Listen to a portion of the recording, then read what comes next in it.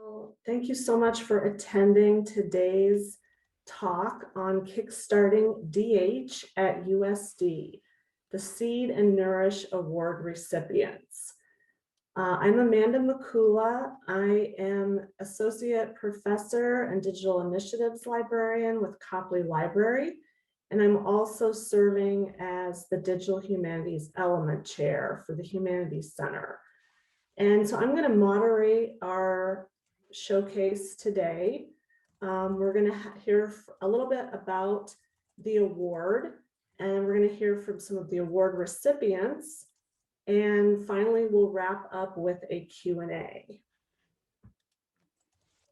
Just for anyone who is unfamiliar with digital humanities, I wanted to start off with a definition. When we talk about digital humanities or DH, we're talking about a method that involves technology for performing scholarship and disseminating knowledge, typically in humanities disciplines and in the humanistic social sciences. And DH also encompasses development and use of innovative technologies for teaching and learning, for endeavors in the classroom. DH encourages creative engagement with technology, as well as critical consciousness of technology's complex effects in our daily lives and in our wider world. The Seed and Nourish DH Stipend program launched about a year ago in 2020, and it's a program designed to nurture new and newly emerging DH projects at the University of San Diego. It's funded by the Humanities Center, and the program provides, it's a limited number of $1,000 awards for USD faculty members who are launching new or emerging early stage scholarly and or pedagogical DH endeavors. And it's flexible in terms of how the funding can be applied. Recipients can use it for technology or software, equipment, other supplies, personnel, promotion, publicity, etc. And anyone, all USD faculty members who have current appointments are eligible for the award. To date, there have been 2 projects that have received this award. The first is Dr. Emily Amrin. She is Associate Professor of Music, and her project is the Choral Commons, a virtual space for choirs and conductors to envision innovative and equity-centered choral futures. And so there are podcasts, webinars, they work with community partners, and they incubate new choral projects. And Dr. Amrin was the inaugural recipient, and so we're going to hear from her first. And after she speaks, we'll hear from Dr. Austin Choi Fitzpatrick and Dr. Gordon Hupel. Dr. Choi Fitzpatrick is Associate Professor of Political Sociology, and Dr. Gordon Hupel is Assistant Professor of Integrated Engineering. And their project is titled Art Builds, New Art in Mixed Worlds. And they are using immersive art. They're using virtual reality technology to connect virtual work with an art installation that is physical as well. So we'll hear from them after Dr. Amrin. And at this point, I'm going to stop my screen share. And Emily, if you want to take it from here. Sure. Thank you so much, Amanda, for having us all convene and to be able to talk about these projects. As you mentioned, my name is Emily Amrin. I'm in the Department of Music here at USD, where I'm associate professor and going to be the department chair coming up in the fall. I have gotten into the practice of giving a visual description of myself as sort of an accessibility thing. Sorry, I need more coffee today, I guess, or maybe it's like the pandemic. I've like not talked to human beings for so long I can no longer speak. But in any case, I'm a white woman with light brown hair in a braid. I'm wearing a kind of aqua and navy blue patterned shirt. I have brown circular glasses, and I'm in a dark room with books on my left and a painting about forced migration and crossing borders on my right. So thanks again for the invitation to talk about my project. So the Coral Commons, as you mentioned, is a kind of virtual gathering place for people involved in communal singing in a variety of capacities. Some might understand this to be choir, but communal singing, is this 70,000-year-old sociological phenomenon that we have kind of packaged into choir in the last 250 years or so. So kind of thinking about choir broadly, trying to remember and reimagine what a liberated communal singing practice might be with multiple functions besides just as we might understand it now, as a kind of as a practice that exists in concert halls and educational institutions like USD and in churches. So I built a pretty vast project over the last year. We started about a year ago. And with the seed grant money from USD, I've been able to produce 28 podcast episodes and 16 engagement events and 8 creative works. And I'm going to show you just a little bit of some of these things so that you have a sense of what we're talking about. So in our first season, we interviewed choral practitioners who kind of have a progressive view of how to do choir, kind of engaging with the ideas of communal music making in transgressive ways of a variety of that looks like kind of different in each of these contexts. We spoke with people who were working kind of in disability justice. We did interviews with folks working with forced migration and with poverty and arts and incarceration. And then since the new year, we've started our second season. And in our second season, we've launched 3 programs. And I'm just going to show you share my screen for a moment. I mean, I know I don't have a whole lot of time to talk, but I'll try to go through it kind of quickly here. The 3 programs that we have created in the last 3 months are kind of thematically different from one another and different from the first season. So if you were to go to our website and click on listen, for example, you could see everything in one place.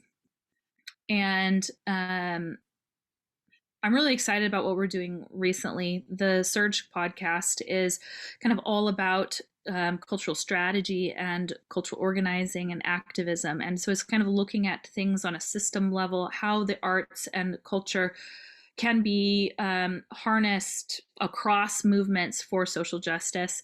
We've also held community conversations about what is understood as community music. So these are kind of artistic interventions in contexts, for example, like the carceral system here in the United States. So we held, for example, this past February, 4 conversations with choral practitioners working in prisons and had conversations with participant programs, and then had a roundtable with all of them and had an activist who's currently incarcerated call into the conversation as well.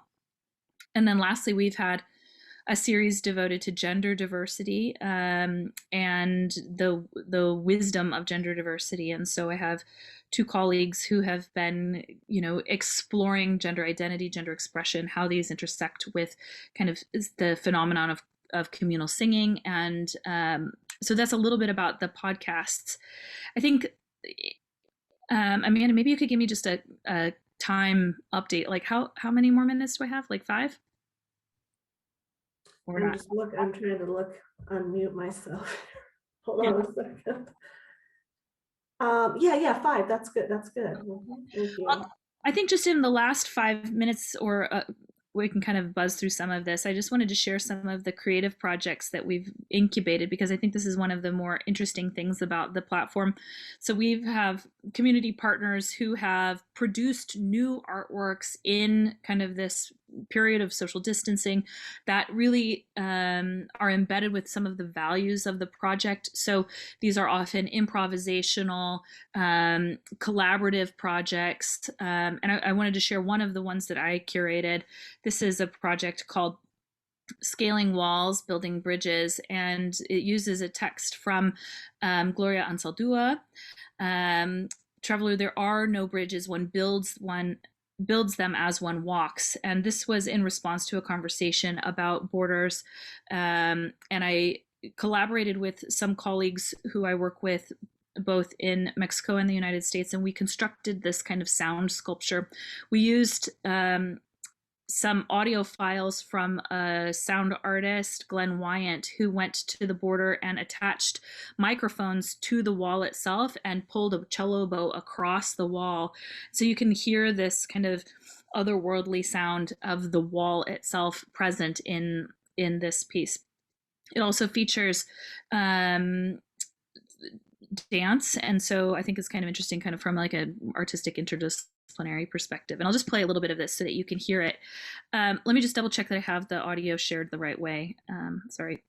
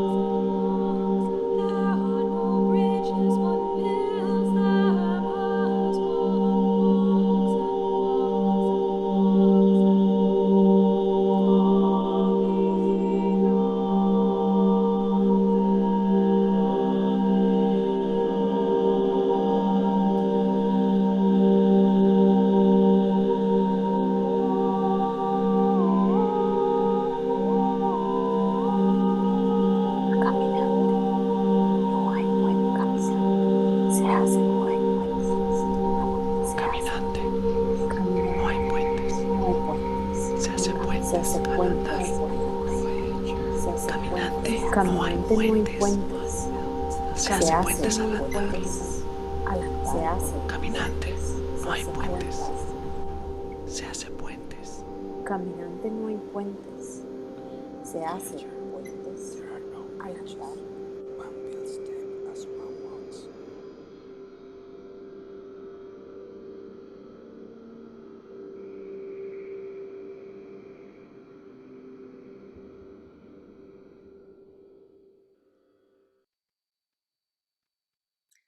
Thank you. That's my project, the Coral Commons. Thank you. Thank you, Emily. That's really, really beautiful. Thank you for sharing with us. I'm looking forward to looking more in depth at the website and listening to some of the podcasts. Thanks. Thank you. Well, I guess we'll just move straight now to Austin and Gordon, and then at the end we'll have a Q&A. That was super cool. Emily, thank you for that. We are now for something completely different. I hope in the same spirit, different, nope, the same spirit. Oh, it just decided to present itself. So I am Austin Troy Fitzpatrick. I am in School of Peace Studies, and with me is Gordon, who's at engineering. And this is I'd say our third or fourth project that we've worked on together. And so we've been doing stuff collaboratively for a while, and this is an exciting new thing for us. We're excited for this opportunity. This is called Art Builds, New Art in Mixed Worlds, and it comes from sort of an extension of an existing project we have. We are the co-founders and directors of something called Art Builds, which is a collective that, as you can see here, fosters interdisciplinary collaboration in participatory art installations. And so what this has looked like in the past is several larger pieces that different teams have worked on. We've installed at Burning Man. I'm gonna let Gordon talk about this one in particular. Yeah, so this was, some of you may have seen, this was Unfolding Humanities. It was kind of sponsored in part by the Humanities Center, let's see, a couple of years ago now, maybe 3 years ago. And this is actually what was the impetus for Art Builds being created, right? So this predates Art Builds, but we all kind of worked on this. We're like, oh, this was fun. Maybe we should do this more often. And so that kind of funding from Humanities Center kind of led us to start this project. And then that, we kind of built on that. And then we did another project last year called About Time, which I think Austin has a picture of here. So this is us. Oh, this is us kind of. So one of the fun things about this is, we get to take this out and display this at Burning Man in the desert, where it's really hot and there's all kinds of dust, and it creates beautiful photo opportunities with all kinds of swirling things in the background. I'd flag here too that sort of back to this original sort of charge, this interdisciplinary collaboration and participatory. This collaboration and participation is something that I think this was before my time, but Gordon, yeah. I think led this students coming around projects like this. And so we see students and community engagement where we mean by community USD, but also further afield, Linda Vista and faculty as well, right? So we've had, this project had folks from engineering and math and theater and students from all kinds of different places kind of contributing in different ways. So we really trying to break down those academic silos that we see, because we really see the value of humanities across multiple different contexts. So this is our most recent project, which is called About Time, which is a sundial. And so it has multiple different sundials in there. It traced time across the desert floor, and it also had a sundial on the face that kind of traced time out across the face. And the way this one was participatory was it had multiple different discs you can kind of see there. They could be interchanged. And so people could actually write poems if they wanted to. And I think about those like magnet tiles on your refrigerator, that kind of a style. We also had different icons that people could put up. So it was really fun to visit this piece and see what people had done with it. The stories that they had written, the kind of images that they had singled out and put forward. So that was a fun piece. Across both of these projects, you can see this participatory approach.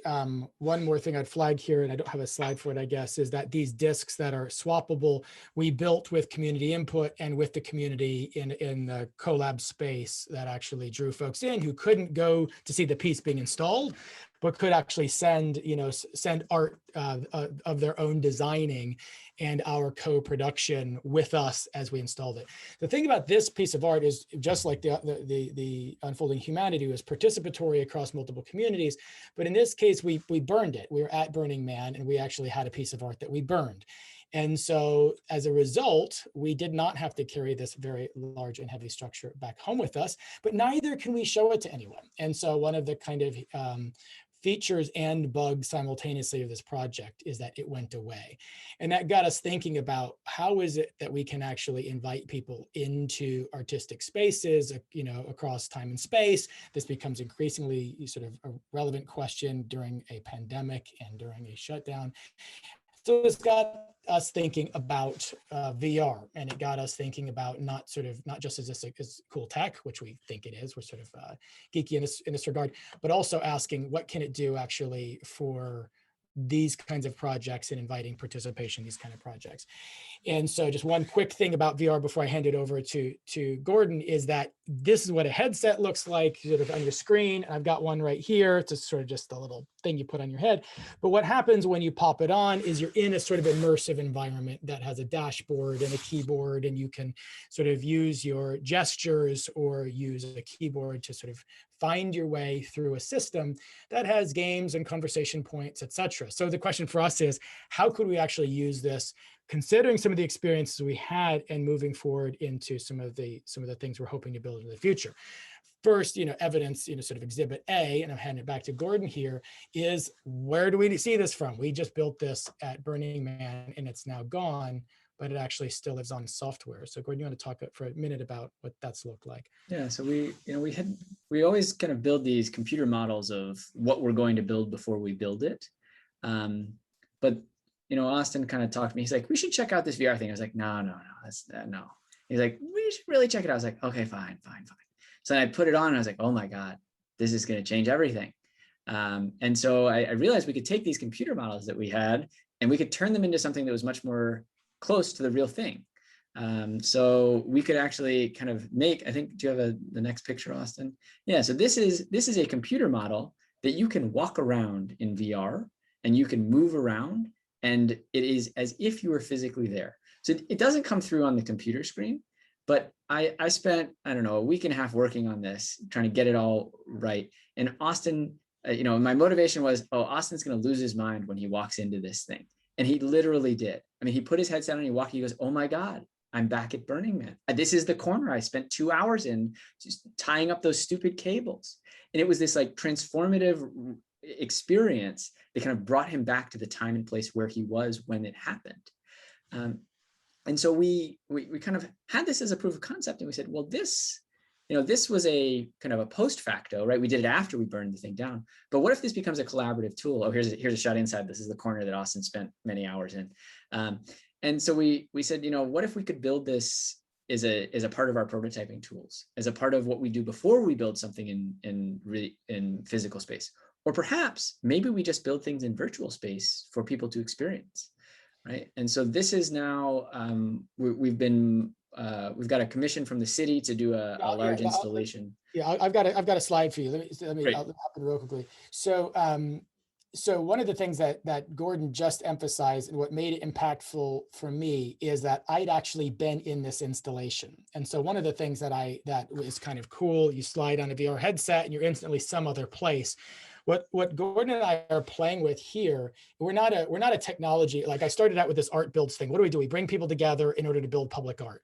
And that's what we're really sort of committed to doing. What we're not saying is we're interested in being a tech company or a digital arts company or something like that. So it was cool for, I think, both of us, Gordon in the build and me in the experiencing, is that I sat again in a corner I had already been in. And there was something about the recursive nature of that experience, something about this being a physical and digital, sort of tangible and intangible, rooted in memory and time and place, but also somehow in whatever this zone is. And so it got us thinking a little bit more about what it would mean for us to have collaborative planning conversations. And this is why we applied to Seed and Nourish, so we could actually have planning conversations about building art, but also, and this is what Gordon's about to talk about now, also so we could invite people into conversations in virtual spaces about real art before, during, and after its actual physical instantiation. And that leads us to, Gordon, to your observation. Yeah, About. so we have this, we have a grant from the city. So we actually, I think the sequence here was we kind of got the Seed and Nourish grant, and in tandem, we're applying for this one, hoping we'd get it. And we did, where now we can, we've been commissioned to put an installation in one of the San Diego city parks. So it's a temporary installation again here, where maybe it's going to be for 6 months or something. And so, during this installation, we've had several ideas about how we might play with the digital and physical spaces in kind of collaboration with each other. Right? So one is just a planning tool for us, right? Imagining what something looks like. And instead of this little mock-up, we can create this in VR and now walk around it and see, okay, well, what is this like? Does it actually work? Does it feel the way we want it to feel? Right. And I can tell you, I've tested a couple of ideas I had, and they were very bad. I was like, oh yeah, this is not right. It's a good thing I didn't, actually build this, because I can stand here and see.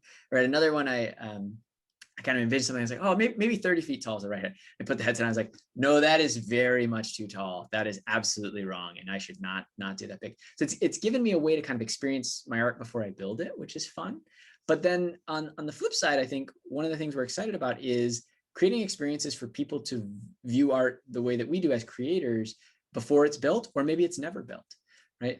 So one of our ideas was like, you can buy VR headsets that are $5, and it's basically a piece of cardboard with some plastic lenses, and you put your smartphone in it. And now you can start to approximate the experience of the relatively expensive headsets that we bought with the Seed and Nourish grant. Right. And so we've applied to the California Humanities project to buy a bunch of these little cardboard headsets that we can give out to the community. And so we could then invite them to, like, come check out our art. Do you like it? Is it interesting? We proposed to them we'd actually run some kind of little workshops like what we're doing right now, where we'd invite people in to look at, experience, and then talk about, what is the intersection between art and humanities? Because in particular, the California Humanities, they do not, they think about humanities as kind of separate from art, right? They don't fund art projects. They really want to focus on the humanities elements. So, the questions that art asks or challenges you to pose. And so that's kind of where we have landed with them. So this is all to say, like, we're kind of in process with this. I think, we're certainly not as far along as what some of the other projects we've seen have been doing, but I think it's an interesting and fun experience. And we've certainly been very grateful for the funding and support to let us now have our whole team be able to experience this, right? Because Austin and I kind of bought these headsets, tested out, said, oh, we want to get them for everybody. And now our whole Art Builds team, we had bought 5 headsets with the money from the Seed and Nourish grant. And so now everybody's able to get in these spaces, and we're like just about at the point where we're going to start putting some of our prototypes in and then meeting in virtual space to, like, look at them and critique them together. So I'll wrap with this. The 2 tie-off points here are that we're using the Seed and Nourish money to actually buy higher end sort of, developer, designer level or grade headsets that we're going to use for the planning. And then we've used this as a fulcrum or sort of a lever to apply to Cal Humanities in order to get headsets for the community. Why? So that we can actually send these to people who live around the park where this park social funding is going to underwrite participatory, collaborative, interdisciplinary public art that gets installed in a community, but then invite the community into either a show and tell or crit, or if we were more ambitious, I don't know if we're this adventurous, a design input process. But in this way, draw real people who live near the real neighborhood, in the neighborhood that's next to the real park where we're going to put in the real art, into a consultative conversation about design, and then mid-flow about sort of meaning and process, and then after the fact, that art can stay up in a virtual space after it's been taken down in physical space. And so in this way, the Seed and Nourish has actually served as like a pivot point between some of these projects, allowing us to really, I think, amplify what we were this original idea and original potential that we saw in this. So really grateful for that. That's it from us. Thank you. Oh, thank you. Thank you guys. This is so interesting too. Wow, this is great stuff. We do have some time for questions, and since we're a small group, go ahead. If anybody has a question, go ahead and just unmute yourself and deliver your question. I just want to express appreciation for both of these projects. They're both so cool. And I just love the way that sort of accessibility and the COVID situation are being considered for both of them. Actually, I mean, my question for Gordon and Austin was going to be about the accessibility. And I love that you have those. I've tried one of those little cardboard things, and actually they are kind of, I mean, they do sort of approximate the experience of the VR. So that's really interesting. But I was curious, actually, when you were talking about the Cal Humanities grant and talking about your team, sort of how you've come around to answer that question, like what are the humanities questions that that your projects are posing or intersecting with? Go ahead and take that. Yeah, me too. Sure. Yeah, I think the two projects we've had so far were very centered on, like, both had kind of foundational questions. So the Sundial, the About Time project, like, asked the question about, what is the role that time plays in our lives, and kind of really challenged us to think about, how does our modern conception of, like, oh, my Google Calendar has gone off and I have to get to this Zoom meeting, how does that shape the ways in which we kind of experience the world? And so that was kind of, we were trying to invite people to think about, with those multiple sundials, and the way that it could be changed, and the way that it was temporary and burned, kind of inviting those kind of deeper reflections on, like, what is this, and how long might we exist, and different questions in that space. And then the Unfolding Humanity, which kind of started us on this pathway, that brought together kind of two fundamental questions. So one was about our place in the universe. So that shape, the dodecahedron, is actually one potential solution for, like, what the universe shape is. So there's some mathematical frameworks around this idea that perhaps the universe is not infinitely expanding, but it's this dodecahedron which has these weird reflection principles that explain the physical phenomenon that physicists have observed. So that one, you walked inside, you were able to actually close it up on yourself, and you saw these infinite reflections that kind of put you at the center of the universe. And so kind of, well, like, what is the universe, and what is humanity's place in the universe? Right? And that's where that name Unfolding Humanity came from. And then the other question that was posed in there was, there's this 500-year-old unsolved math problem from Albert Dürer about polyhedra. So that shape, it turns out if you cut any shape like that along all of the edges, you can fold it flat. And every shape we've been able to come up with, you can do that. However, there is no mathematical proof that says any shape could do that. Any polyhedron shape could do that. And so we need Diane here, the mathematician in Satya that worked with us on this project. Right, they were the genius and the inspiration behind those ideas. But my limited understanding is simply that is a problem that has puzzled mathematicians for hundreds of years and continues to this day to be relevant. I actually have a paper I've been working on with Satyan since I started at USD 5 years ago. He promises me soon we'll get it published, that kind of explores similar flexible folding geometries. So this is like a contemporary mathematics problem, and I think we're continuing to kind of explore those puzzles. Ask kind of a basic question to everybody. I think when I think about the digital humanities piece, it's like about dissemination and wider dissemination. And so I'm curious, Emily, as I look at your site, there's so much there that people can engage with. And so I'm curious about just what you're doing to bring people's attention to it, and same with Austin and Gordon. What are you doing that's going to continue this engagement? Yeah, I think that's a great question. It's like, if a tree falls in the woods and nobody's around to hear it, like, what happened actually? From my perspective, my strategy has been kind of rooted in sort of principles of ethical community engagement, which is to say, I've been in partnership from the very beginning with other educational and arts organizations and institutions, advocacy organizations. We have partnerships with all of our national choral advocacy organizations, and we are kind of working together to create this space for conversations to be had. On a smaller scale, my collaborator Andre de Quadros and I are both talking about the project in presentations around the country and internationally. And then the least desirable part of it is that this is become like a social media influencer project. So now all measures of success have to be how many likes and how many comments and how often it's shared, which is quite soul crushing, frankly. So there's always more to be done, and the marketing piece is awful. That's the worst. So I'd say two things really quickly, touching on it. Yeah.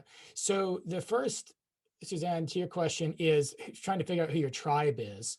And I think that Gordon and I have not figured that out and have learned to stop caring, I think, because it turns out that we're not humanities enough for humanities, and we're certainly not artists. We've had that's been made clear to us, by artists. But then I'm a sociologist, and this isn't sociology. And is it engineering? And I think it is, but you go try, Gordon goes to explain that to some folks and maybe they don't buy my argument. So how do we then work across differences? I think is the challenge here. And so, and the reason we're here is because not everybody here is from the humanities. If we're all from the humanities, then this wouldn't be a special and unique and cool thing. So the question I think that underlies yours is trying to figure out who the audience is and what the metrics are and all of that. And what Gordon and I have done is ensured that we have either corrigined this off from our dean's opprobrium. In other words, it's not part of a tenure packet or what we're using to go up for promotion, or that we are sure we spin off articles and sort of activities that are measurable in sort of standard institutional units. And so we will eyeball something and say oh, that's going to be what that one's for us. It's like a passion project, column. And we've got fairly aligned interests and we assess things fairly similarly in that regard. So our collaboration has worked because I'm not let's go for it, because I know it's going to be a win in my column, or, damn the torpedoes, I don't care. And then it's risky for him. It's a good partnership because we've calibrated those risk and rewards similarly. So that's a little bit different than the marketing that I agree with everything that Emily just said, but more institutional. The one thing to add, I think, is that we, in terms of engagement, it's building the piece and creating it is almost the most important part for us, right? So I care less about who sees it after. And you bring it to Burning Man, 10,000 people are going to see it, okay? But in terms of putting this thing in the park, I'm actually more excited about all the students at USD we get to invite to work on it, and the community members that come to work on it. And so that participatory engagement piece, and the idea that anyone can be an artist and anybody can ask these humanities questions, that's the thing that I like about this. And the VR piece now makes it much more accessible, that if you can't get there, or there's a pandemic or whatever. So that's why I'm curious to kind of play with this more and see, what spaces does it open up for collaboration, for instance? Now you're not geographically located, that kind of stuff. Thank you. Very, very cool. And a lot of work went into those. Wow. Very, very cool. Yeah, thank you so much. This has been really interesting, and I can't wait to dive into it in more depth and follow and see what happens next with everything you're both doing, all of you are doing. Thank you so much for today. Unfortunately, we are out of time, so we'll wrap it up, but this recording will be made available if you know of anyone who's interested in learning more about the projects, and we'll try to help you spread the word a little bit more too. So thanks so much, everybody. Thanks, Amanda. Thanks all. Thank you. Bye. Ciao, ciao.